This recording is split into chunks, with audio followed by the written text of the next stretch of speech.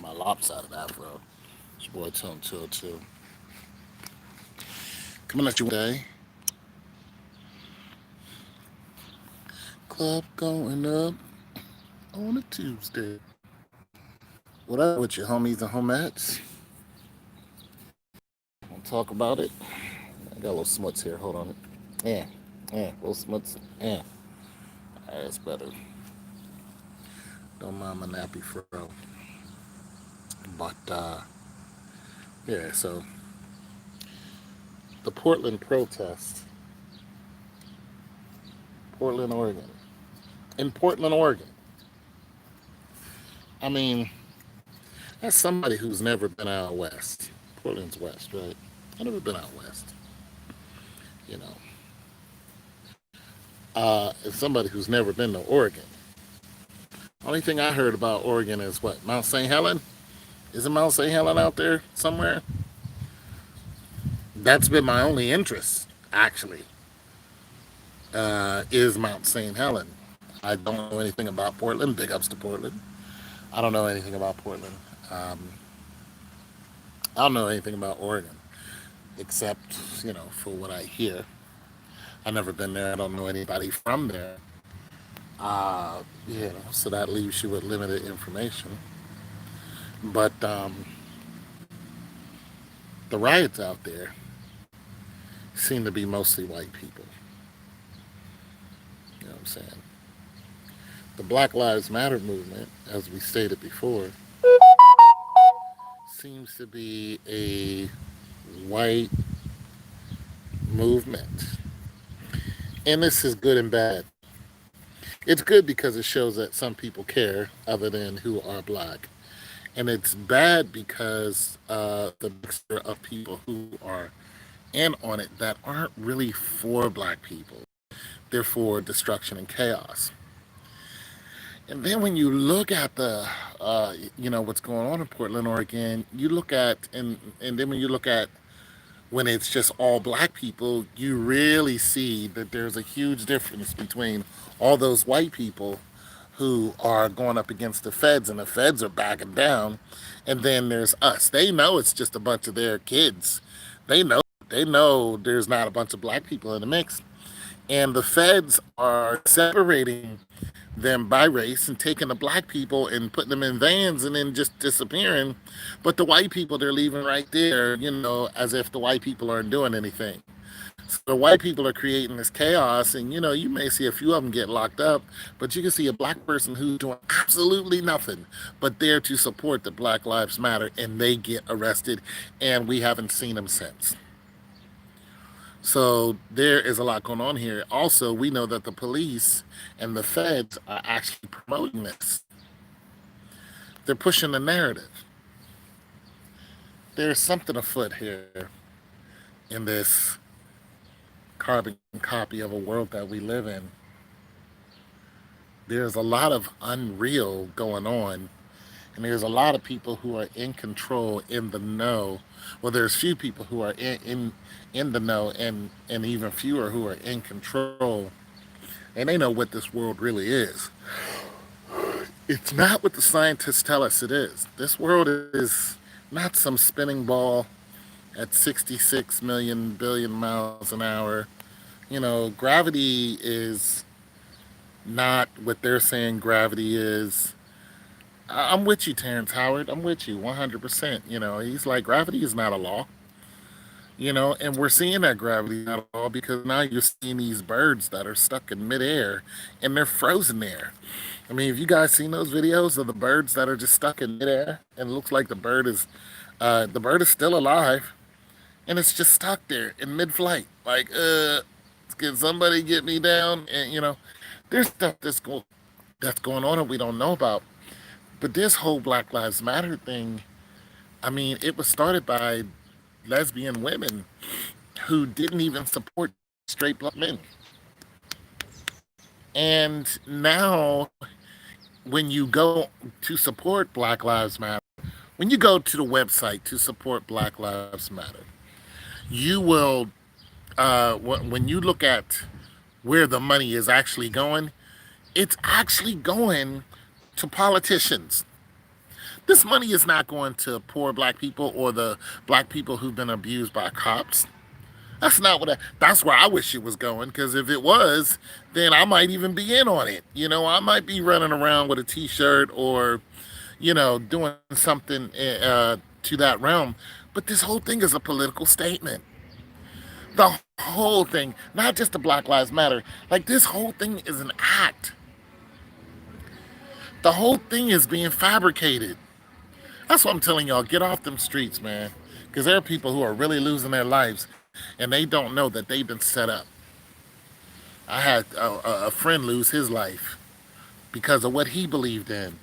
And they took him right up out of here. The police took him out. And I know the police did it. And they did the same thing, said it was a suicide. It wasn't a suicide. They killed him. He was a young brother, too. 20 something. Used to come to poetry all the time with us. Was a great dude. And they slaughtered him and left him on a state lawn. They put him out so the other Black Lives Matter people can see speaking against the police and police brutality is a bad idea. And they just murdered him. They just murdered him and left him. Just straight up choked him out.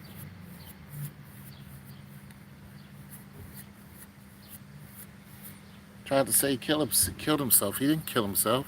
They murdered that man. They're going to pay for that. You may get by, but you're not going to get away. God is going to get you for that. God is going to get you for that. The Lord is not dead. But this whole thing, the whole Black Lives Matter movement, the whole Antifa, whatever in the heck that stands for, this whole thing is a big elaborate ruse. And you don't know what's real and what's not real. I mean, these police officers make $100,000. They dang fly. That's not my fro. That's not my fro fly. Police officers making $100,000. I mean, that's a lot of money to me. I ain't never made $100,000. I ain't never came close to making $100,000. But I don't want to be no police officer. But they're making all this money, but they're paying these people to basically enslave other people. That's what they're doing. I mean, the inner city cops are just, they really think that black people are slaves. They really believe that. This is their thinking. They don't look at us as people. They look at us, what up, Polo? They look at us as objects. That's why they're making all this money, and that's why they're so aggressive. People, why are the police so aggressive? Because they have to meet their quotas. They got numbers to reach. And what up, big man? And if they don't reach their numbers, then guess what? There's trouble in paradise. That's why the police are acting like that. They got numbers to reach, and they need their numbers. That's how they feed their family. You know, the slavery system did not go away. We freed the slaves. You didn't free a damn thing. All you did is change the way slavery is distributed. Still the same thing. Still the same damn thing. If somebody is working for free and they are uh, encapsulated, and controlled, that's pretty much slavery. You're making them do something against their will.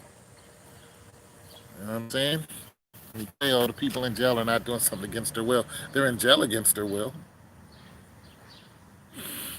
See, a police officer can come on the block and where there's nothing happening and make something happen and then charge you for whatever they made happen.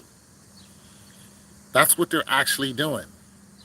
There's nowhere in the law that says this is legal.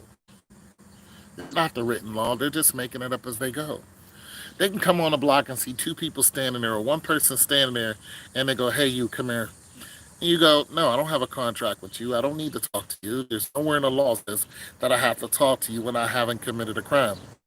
Come here, because I said so. Now they're getting aggressive. Let me see your ID. For what? I've done absolutely nothing wrong. Let me see your ID. Okay, now you're under arrest for not showing your identification. So they can make something happen where there's absolutely nothing happening, and then charge you, put you in jail, and some of those people never return home. And if you fight back, then you got all kind of charges stacked up against you. That wouldn't have never happened if the cops would have never been around. Or you have bodily injuries to you, like I have had to me by police officers when I was just minding my own business. I didn't need them. I didn't call on them, but they decided to start something with me, and I ended up with permanent injuries. I don't like cops, but I don't hate all of them either. I just don't like them, period. So I don't make, I don't go around them. Now, sometimes you got to work with them. And, that's not a bad thing because you need a justice system. This is why I don't scream defund the police. I scream reform the police. But defunding the police so we can have complete chaos. Listen, I don't run around with armed. I'm not armed to the teeth. I'm not ready for a full scale war. I'm just not. I'm just not one of those people. I'm not looking to put somebody 6 foot under over a loaf of bread. All right. I'm just not. So when you want to defund the police and then you want to, put all the power in the hands of your neighbors, that might not be the wisest idea. This virus getting crazy. Yes, it is. People don't believe that there's not going to be another economical collapse. These people are delusional. I'm going to talk about that in a minute. The real Black Lives Matter was Tulsa, Black Wall Street, exactly. And that wasn't even where it started. It started way before that. But the real Black Lives Matter, I'm with you. But let's talk about the economic crash. All right, so there's another stimulus check coming out. I don't know when, but it's supposed to be soon. So there's another stimulus check coming out, and it's going to be another $1,200. It's going to be set up the same way. Now, some people wanted the whole hero fund, which is where kids get an extra $500, and somewhere along those lines. But that's not going to happen. And the reason why that's not going to happen is because of what you're talking about, an economic crash. Okay, so America is already in the debt to China for trillions of dollars. Obama was actually trying to get us out of debt. And believe it or not, our current president was actually trying to do that too. So I don't necessarily, I'm not an anti Trump. I'm just not for Trump because I think he's a racist. They want to spend our youth back to school. I'll touch on that in just a second. Let's go through the economic. Let's go through the economic thing here first. Then we're gonna go back to the youth and going to school because I've seen a few things on that. So I want to talk about that with you guys. But let's just talk about the economics, all right? So the way this is set up is you get your stimulus check just like before, right? Everybody gets their stimulus check. But the economic people in the White House, whoever they are, have looked at this and gone, you know what? If we did the hero fund, the country would collapse financially even faster. Now, I don't know if you guys have ever watched a show called The Expanse, but basically in The Expanse, that's what happened before the actual show began. But the remnants of the show, all the full planet was on the dole or was on what they call welfare or government funding. I can see that actually happening now. Because remember when 9/11 happened, they pretty much crashed the financial market, right? Right? When 9/11 happened, it happened in New York. You know what I'm saying? That's where the majority of the financial market comes through. New York. Remember, so all the buildings I put down, including number six, mysteriously, all those buildings came. The whole financial system crashed in one day. And it didn't crash like uh, like it did in 29. It crashed, you know what I'm saying? And there was no trading. There was, there's no doubt it was done on purpose. But see, but when they crashed the financial system, what did they do to reboot the? See, this is the same thing that 9/11 did. When they crashed the system, what did they do shortly after that, following financially? What they did was they went to AIG, which is an insurance company, and AIG helped bail companies out. They did the same thing, and this is what they're looking to do. They helped bail a small and large companies out. This stimulus check is kind of like a small bailout, but it's a bailout to us. But it's the same thing that's happening.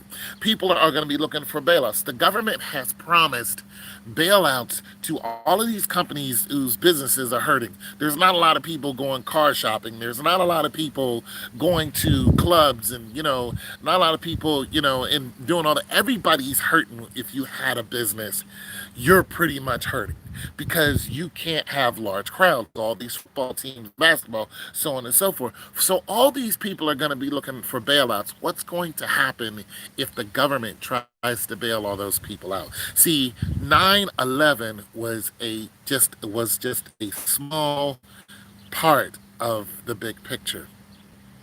Like, this was all done on purpose. When you start gluing the two together and you look at just the financial system and the way things happening, you even start looking at the death toll, and you start looking at, well, wait a minute, 3,000 people died. There's more people died in 9/11 than there was in Pearl Harbor. When you start tracking all these events that happened on American soil and you start putting them all together, you're looking at what? An escalation. You can numerically put all of those escalations together, and you can pretty much predict when the next one's going to happen. Now, one of you 5.0 grade point average people can figure that out, but I'm just telling you for what I see. I'm a man of pretty much foresight. I tried to guess what I think is going to happen based on, what did happen, and I kind of come up with some kind of hypothesis. Sometimes it works, sometimes it doesn't. And I don't even do it on purpose. I just kind of look at the big picture of things and going, you know what, it's a good chance this is going to happen. But I don't come up with the Nostradamus date, say this is going to happen on this day. I don't do that. That's not what I am. I'm just saying that all these events didn't happen for no reason. All these events that happened on American soil, and not on American soil, but most of them that happened on American soil that are major events that we still talk about, those events were orchestrated by the same group of people. And there's a big ending to all of this. You can look and just start tying them together. Just start tying all the things together that happened on American soil that we still talk about. We still give all this pride to. You look at Pearl Harbor. There were 1,100 people who died on one ship in Pearl Harbor. When that ship sank, people can still hear them knocking on the metal when the ship was underwater. And they did not go down and get them. See, they need people to die in a horrific way in order to convince the living that we have an enemy. So they can go and, do whatever to the enemy, and this whole thing is financially motivated. It's all warmongering. It's all financially motivated. It's all tied together. You can't tell me they couldn't have went down there and got those people. I just don't believe it. We have the best submarines that there is. I'm just sorry. There's technology that we have that is just crazy. You just can't tell me during Pearl Harbor we couldn't have saved those people. Not to mention the president knew that Pearl Harbor was going to happen, so they can go and blow up Hiroshima and Nagasaki. It's all warmongering. I'm getting back to today's financial, and I'm going to get to the kids. But getting back to today's financial system, the financial system is going to crash. And I'm not saying that for fear mongering or anything, but it's the way it's set up. It just reminds me of 9/11 all over again when I started following the money and who Obama was bailing out and who they weren't bailing out. And I'm just like, yo, this whole thing is going to happen again. And I talked about this months ago when the first stimulus check came out. If some of you don't know, you can go back and look at some of my videos.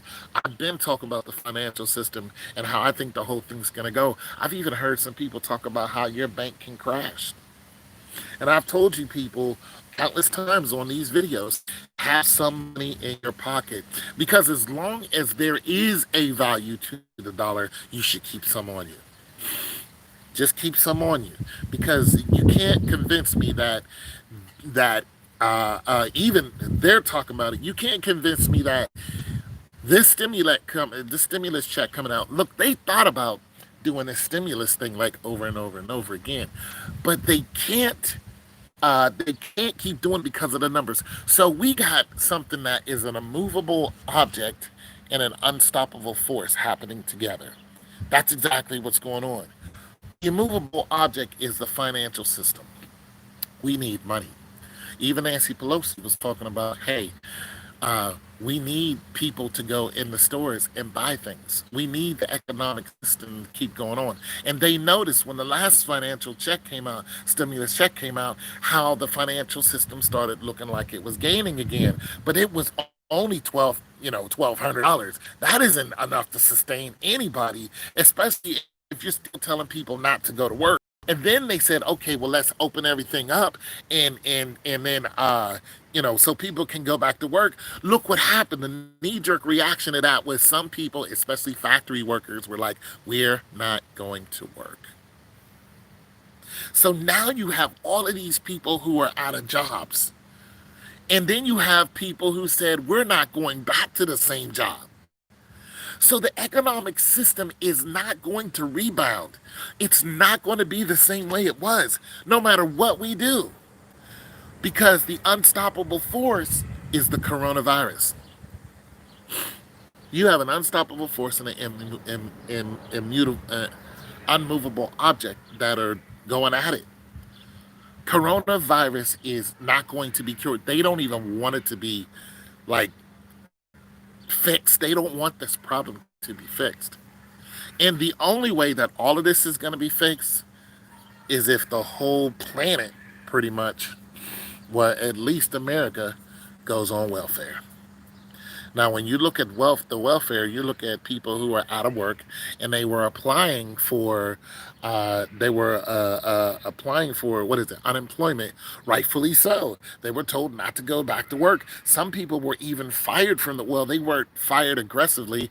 They said we can't, there's nothing we can do here. We can't, work you. Because there's nobody coming in and we're not generating any money. So fine, what do? They go, okay, well, at least there's unemployment. And they had the right to go seek unemployment. The unemployment checks didn't come out. Look, that is the only saving grace to this whole thing, as long as coronavirus is still slowing down the economy. And it's going to continue to slow down the economy. As a matter of fact, it's going to escalate. And I told you guys this before. This ain't over. There's going to be a second wave, and this is just going to get bigger. And what happened? It's getting bigger.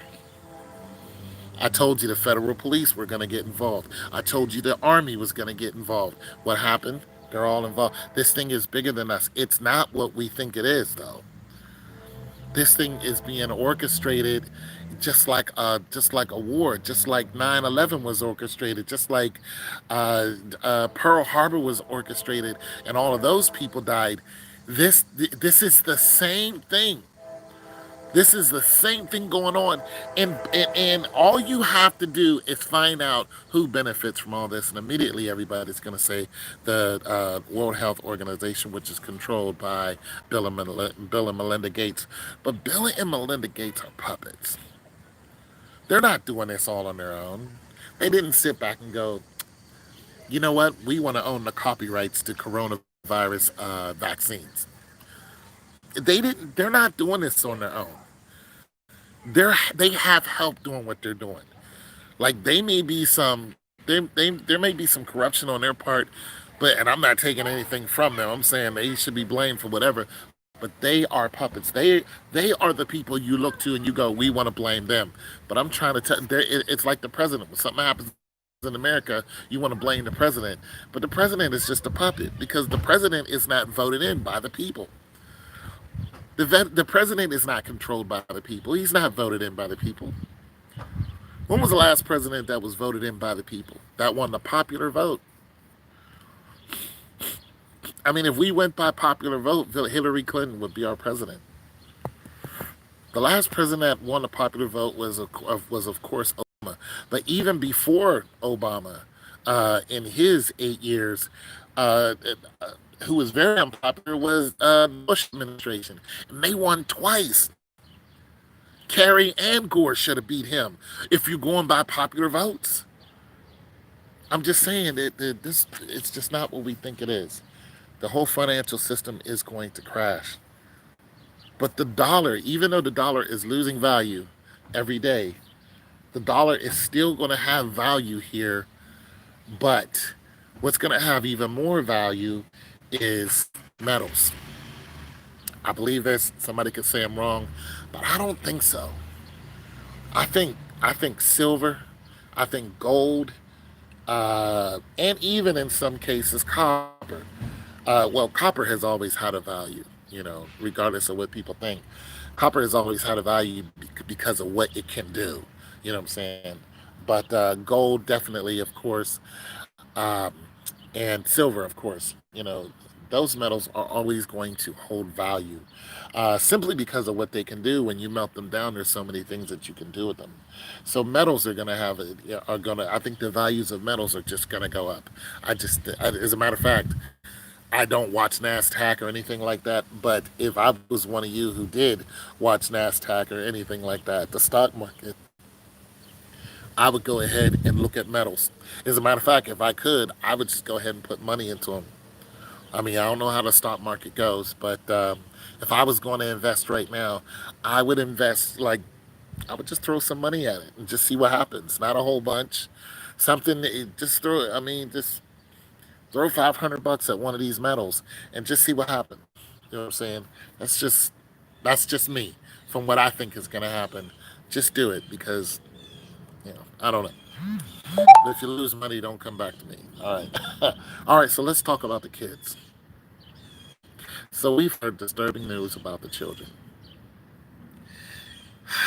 All right. So the first thing I heard was about a week ago, where in certain areas they wanted the children to go back to school, but they wanted the black kids to go back while the virus was still active. This is, and I talked about this in my last video. This is basically saying, okay, if the virus is still active and the black kids go, it's basically using them as test dummies.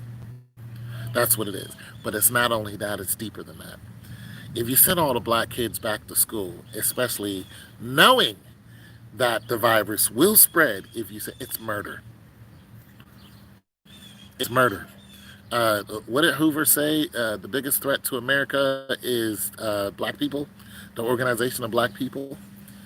They have been trying to stave off black people coming together in large groups and being active uh, in a way that they can either show power, display power, have any power. We've seen this over and over again. Anytime a group of black people, especially a large group, who has a leader, a prominent leader, making good sense, they start making revenue, they start arming themselves, protecting themselves, and they get away from the status quo and the system that is already set in place. They come and kill the leader and they scatter the people. We've seen this over and over and over and over again. And what they are proposing is the same damn thing. They're proposing to kill a bunch of people by using children. Because although children aren't dying from it, parents are. So if a kid goes to school and then come home and they got, mom and dad there, uncle, whatever, and grandma, granddad, They're there. All of those people are susceptible to spreading it. There has already been complaints, especially out of China, which I don't get, where and in New York, they're saying black people are the most infected people, of course, because they live, all in projects, the majority of them. So they're getting those numbers from the projects. They're not getting those numbers out here where all the numbers are equal. They're not going to the suburbs and going, there's a suburban town of mixed people, and then going, oh well, all the black people were infected, but all the other nationalities weren't. No, they're going to where there's people living on top of each other, and they're going, black people are, and so in that a response to that was other countries going, hey, kick black people out of the country, which they literally did. They either kicked them out of the country, they kicked them out of their own houses. If they were renting to them, they said, you guys have to go. This is what China did off of something that America said, off of some old nonsense. And then they put it on the news, and it was completely ridiculous. Like, wait, what? All of a sudden, we're the problem? We don't own any planes. We don't own any labs. We don't. We don't own the equipment to generate a virus. We don't eat bats. What black person is out there eating bats? Who? Black people don't do that. We just don't, we don't have the equipment, the money. We don't have the power to create this virus. So all of a sudden we're the issue now. It's just ridiculous. Nonetheless, so this is what they propose. They want black kids to go into the school while the virus is active, and they said specifically while the virus is active, which is, if you thought racism was dead, you're just fooling yourself. Racism is not dead. What did there was another report that came out this week, um, talking about the same issue, and I think Tucker Carlson was talking about it, where they wanted the black kids to shoot. They wanted them to pretty much push in the narrative. They want them to go back to school, but not the white kids. Leave the white kids out of school. Listen, even the white kids are like, this is ridiculous. See, because see, the thing is black culture has infected everyone. Everyone. Black culture has affected and infected everyone. And the reason why I say infected, because there's pretty much not one culture that doesn't listen to black music.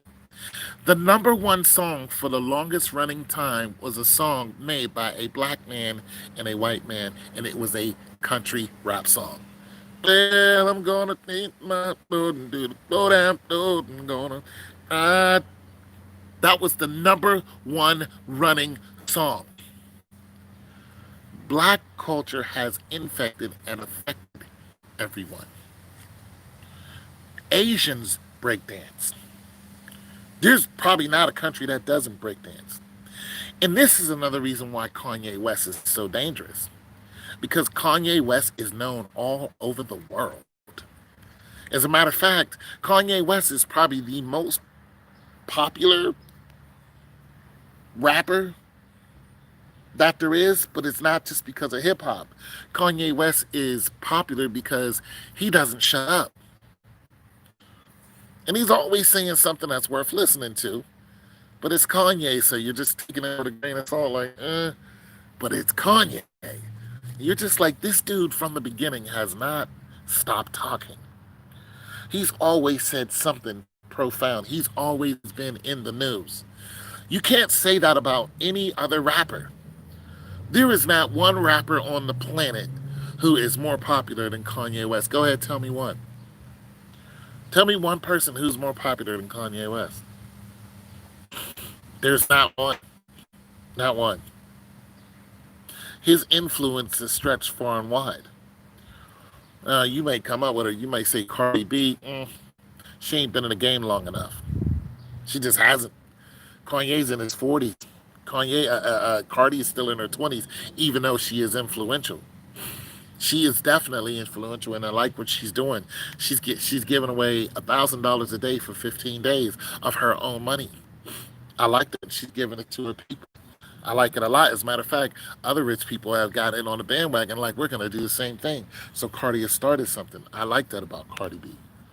But you gotta understand why Kanye West can even say I'm running for president and started a campaign. Simply because he's more popular than anyone else. And he came out of what? Hip hop. He came out of black culture, whether you agree with him or not. He came right out of black culture. And he's talking about things that, are very risky. Very risky to his life. This is why he has on when he speaks, he has on a vest. Because he knows what he's saying is very, very risky. You know what I'm saying? But yeah, let me read some of your comments. If I can cover some more of this information. They want to send our youth back to school without a care what's the cost, what the cost could be. Okay, I kind of covered that. 9/11 wasn't okay, done on purpose, right? And the Bush administration were happy that Katrina took place. Oh yeah, well they helped that out. Uh, Work could be done by the Obama administration along with the recessions hitting. I feel like the George Floyd killing. Yeah, even a cop said he was an actor. Tone and Tone answer this. I'm trying to answer you, brother. How come they had a closed casket funeral? Shaking my head, it don't add up. They said, look, a cop said he was an actor.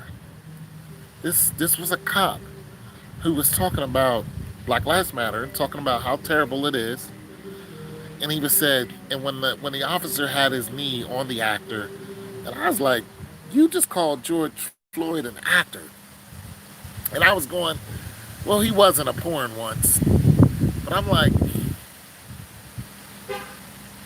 that ain't what you meant, broski. You called him an actor. Something ain't right here. I'm telling you, this whole thing has been orchestrated, and it it, it just reminds me so much of 9/11. Listen, the Obama administration supposedly went and killed Osama bin Laden, right? Osama bin Laden is still alive. Listen, they went to the mountains of Kabul, all right? For one, the bin Ladens, and the reason why I'm talking about bin Laden is because when they supposedly killed bin Laden, this is so messed up. Listen, when they killed bin Laden, it was a SEAL team that did it, right? Supposedly. They said they took his ashes and threw them in the sea. So nobody could see that bin Laden was actually dead. Bin Laden's families are architects. They're not architects in the mountains of Kabul. They're architects right here in America. He has a bunch of kids and grandkids right here in New York. They're architects. That's how they make their money, off of America. When 9/11 happened, they went and rustled up the whole bin Laden family and flew them out of the country. Why would you do that for your enemy? This makes no sense. Listen, bin Laden was an ally to the CIA. They weren't in the mountains of Kabul because they had nowhere to go. They were in the mountains of Kabul because they were fighting against other Islamic whoever's. That's what they were there for. They were hired by us. They were taught by us. Let's just listen. Those weapons that they had, those AK-47s that they had, were given to them by who? The US of A. Oh, it gets better. It gets better. During the Obama administration, Eric Holder, I think he was Secretary of Defense, was fired. Why? Because Eric Holder was blamed for the Fast and Furious program. The Fast and Furious program was where they took AK 47s and they wrote down all the serial numbers and they gave them to drug lords in Mexico because they wanted to see where the weapons would end up. But the only thing about it is those weapons, one of them was used to kill a border cop right here in the USA. So when they traced the bullet back to the weapon, which is what they can do so easily, and they looked at the ballistics, they were just like, this cop was killed by one of our weapons. We need an scapegoat. Fast and Furious program was all out there after that. So they went to Eric Garner and they were just like, we got to get rid of you. That's why, Eric Holder, not Eric Garner, I'm sorry. Eric Holder said, we got to get rid of you. Doesn't this look like the same thing that happened with the Bush administration when they got rid of Colin Powell? Colin Powell, who was, I think, the Secretary of Defense, was like, there are weapons of mass destruction over there in, old Babylon. That's what it is, pretty much. Iraq. They're like, old Babylon, Iraq, has weapons of mass destruction. So we need to go over there and stop them from using their weapons of mass destruction. And we need to kill Saddam Hussein. Saddam Hussein was our ally. We helped set up. We built kings and queens. We helped Saddam Hussein get the power. We helped him get the power. And then we took it from him. The same with Gaddafi. We helped him get the power. And then we killed him and took it from him. Same thing with Bin Laden. Bin Laden ain't dead. We helped him get the power and then we took it from him. So what happened to Colin Powell? They got rid of him because he sat there and was just like, there are weapons of mass destruction over there. And it was a lie. Where are we at now? Where's the American soldier at right now? They're in Iran. They're in Iran, the land of Ahmadinejad. The same people who blocked the Strait of Hormuz and almost caused an all-out war on the water. The Strait of Hormuz was important because that's a shipping lane. Ahmadinejad blocked the shipping lane where you get oil from. America needs oil, but in America, it actually doesn't need their oil. But, you can't tell oil mongers that. So what did they do? They sent the U.S. military over there, the Navy, and threatened him. Unblock the Strait of Hormuz so we can get our oil. The reason why people always talk about how the cartels are so bad. The reason why we don't go over there and stop the cartels from all that they're doing is because of oil. We buy the cartels' oil. The border that we have that is so protected, they come in and bring oil truckers through there all the time. They steal the oil from their own men and sell it to us. That's why they don't go over there and stop the cartel. True facts, look it up. This whole thing, it's the same thing over and over, this whole thing. We're in Iran now, and I saw a video where one guy was looking at American soldier and go, why are you in our country? Why are you here? Because a month earlier, the Secretary of Defense or whoever were trying to make a case that Iran has nuclear weapons.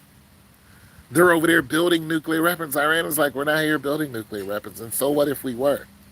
That's our business if we want to build nuclear weapons. So they're just like, according to the Geneva Convention, you are not allowed to build nuclear weapons. Why can't we build nuclear weapons? You guys got, missile silos all over the place.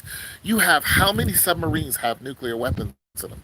I think 8 or 9 that are all around the world right now. They're all deployed. There's nuclear subs all over the place, but we can't have a nuclear. No, according to the Geneva Convention or Geneva Code, you can't have one. And if you come up with why, because you're dubbed a terrorist country. It's why they don't want to let them have nuclear weapons. So any threat of them, any whisper of them having nuclear weapons, what happens? We go over and invade their country. Something is not right here. And that's exactly where we're at right now. We are invading their country right now. Something's not right here, people. And it's going to all backfire. You can't tell me the president is in charge of all that, because he's not. When did the president sign a declaration of war to go to Iran? When? When did he consult the people to go to Iran? You get a memo about it? He didn't sign a declaration of war. They just went. Something's not right. It wouldn't surprise me if not only did, well, I know Donald Trump's going to win because Joe Biden is no competition for Donald Trump. Listen, if all things were fair, Joe Biden couldn't hold a candle to Donald Trump. And I'm not for Donald Trump. But there's no way I would vote for Joe Biden. And I'm not voting at all. But Donald Trump is going to eat up Joe Biden like it's because he plays dirty. He plays dirty. And he doesn't have the talking points to he's not Obama. Obama would go in there and smooth talk the hell out of him and would bring up all kind of facts and just eat them up. Because Obama, he teaches law. That's where he came from. He was teaching law at like Harvard. I mean, he would just go in there and chew him up, spit him out. Biden, not so much. So good luck with that, you guys. So you're going to be looking at the same president we have now. It's going to be 4 more years. And I know you guys know that any president can sign an executive order to continue to be president. Especially in a time of war, I believe. One of you can look that up and correct me. But I know they can during a time of war or something like that. And I think while this president, well, even in the next 4 years, once he wins the election again, I think that the declaration of war, well, let's put it like this. We've been going at this coronavirus thing for what, 6 months? How's the country doing? Is the country getting better or worse? Is it that, you know, the federal police are involved now. So do you think it's getting better or worse? Now just imagine this. If you just look at the escalation within the last 6 months of the country, just this country, don't take the world. Just take this country, look at the escalation of the last 6 months, and then imagine 6 years from now. Imagine 4 years from now. Imagine 2 years from now. If you just look at the escalating events, start looking at the death toll, and then start putting 2 and 2 together, you are looking at a war. We are at war. The numbers say we are at war. The armed military say we're at war. The out-of-control police say we're at war. The citizens who are, walking down the street with AK-47s and M16s say we're at war. The country is at war. We're at civil war. And the war is not black people and white people, because there's obviously so many nationalities that are involved as well. The war is we the people fighting against those who want to keep the status quo of things, which we knew this was going to happen. If you keep up with events, it was just inevitable that the people would just get sick of this. Well, now that you have a standing army of I mean, just in this state alone, it's 11 million people. That's just in one state. So you now that you have a standing army of people who are pretty much getting fed up, either one way or another, people are fed up. You got people who are for the government fed up, against the government fed up, for Black Lives Matter fed up, against Black Lives Matter fed up. You have a lot of fed up. There's war going on. There's people who are shooting and killing each other. This is going on now. This is going on now. 4 more years of this, I don't know if we can handle 4 more years of this before it comes to a breaking point. You're either looking at mass murder or you're looking at mass murder. Or you're looking at Jesus coming back. That's it. I can't see this de escalating. Not with coronavirus at the helm. Unstoppable force, immovable object. There's just no way I can see this getting any better. And opening up the schools is not going to make this. Listen, if they open the schools and they send those black kids to school, okay, let's backtrack for a minute to let you know the severity of the written law that they're using against us.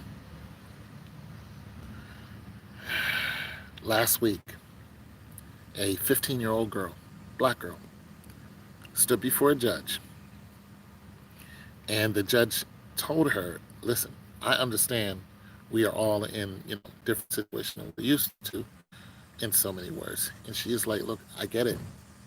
However, I am not going to let you free. And she ordered the child to stay in full jail because the kid did not go to school online. So this kid is in full jail for truancy. Let's drink that in. You didn't lock her up for prostitution. You didn't lock her up for murder. You didn't lock her up for assault. You didn't lock her up. You locked her up for truancy. And you put her in a full jail. This is a 15-year-old child. So what happens? These kids. No. Let's even stop there. A mother was sent to jail, sent to prison. Excuse me. She was sent to prison because there's a black mother was sent to prison because she lived in one school district and sent her child to a better school district. And she kept doing this. And then they caught on to it and said, your child does not belong here. She didn't want to send her child to the inner city schools because the inner city schools are terrible. Her child's a female. So she's like, I'm not doing it. I'm going to take the chance. So she put her child on a different bus and was just like, this is the school you're going to. They sent her to prison for that. Now, you take those two scenarios and you look at what's happening if they send these black kids to school, and especially not the white kids. They send these black kids to school. We know that the coronavirus is going to spread like wildfire. We already know this. These kids are not going to be 6 feet apart. There's too many kids. There's not enough classrooms as it is. They're not going to be 6 feet apart. We know that the chance and the propensity of them getting sick is going to be very, very high. That's why they want to send them first. So when they do start getting sick, they start going to hospitals and so on and so forth, and they clearly have the coronavirus. And not everybody who gets the virus ends up in the hospital. You know what I'm saying? But when they do start getting sick and it starts to spread, what's going to happen to the parents is the parents are going to catch fear and they're going to say, Marsha's kid, her little girl is sick, and you go to the school. Not only that, you're in her class. I'm bringing my kid out of that class. My kid's not going to that class. That is not the child skipping school. That's the mother pulling that child out of the school. So then the mother's going to have to homeschool that kid. If that program isn't already set up, that kid's going to be marked as not coming to school. The police are going to show up at her door. Somebody's going to be punished for that. They're going to show up at her door. They're either going to say truancy or you're neglecting your child. So there are a couple things that can happen, and they're going to be drastic. One, they can put the parents in jail. Two, they can take the child away. Three, they can take the child away and put the parents in jail. And if you think that's not going to happen, you're fooling yourself. It may sound overboard, but not in today's circumstance. The rules have changed. The law is nil. Nobody cares that it's a child anymore. Nobody cares that this is a mother and father and that child needs that mother and father. That doesn't matter. You're going to see a lot of black kids come up missing. That's what's going to happen. It's exactly what's going to happen. And there's not going to be this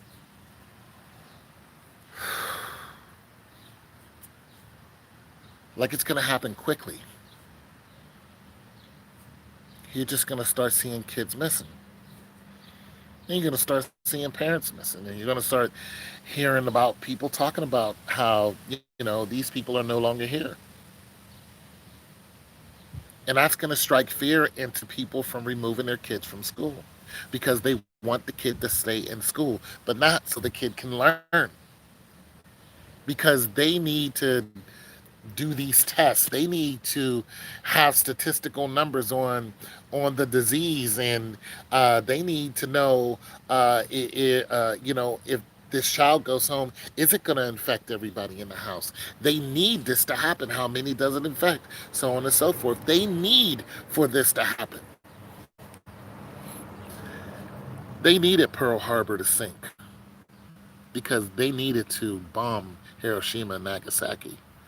They needed to test their toys. Coronavirus is one of their toys. And they need death in order to know how lethal it is. This is what's going to happen, people. This is just my hypothesis. But I can't see me being wrong. And I hope I am. I hope I'm very, very wrong. But with the way the law is set up and what I just saw, they didn't do, listen, there's none of these efforts are for nothing.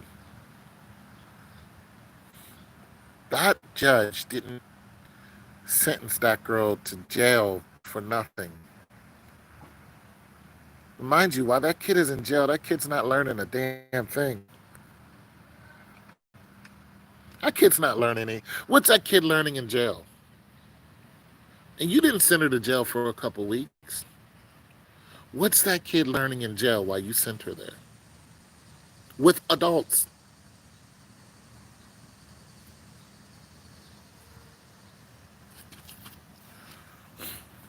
She didn't get sent there for punishment. She got sent there for an example. That's why she's there. Anyways, I'm going to go ahead and go, you guys.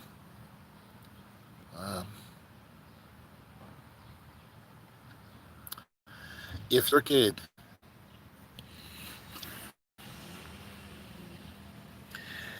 kid is or can be homeschooled by you,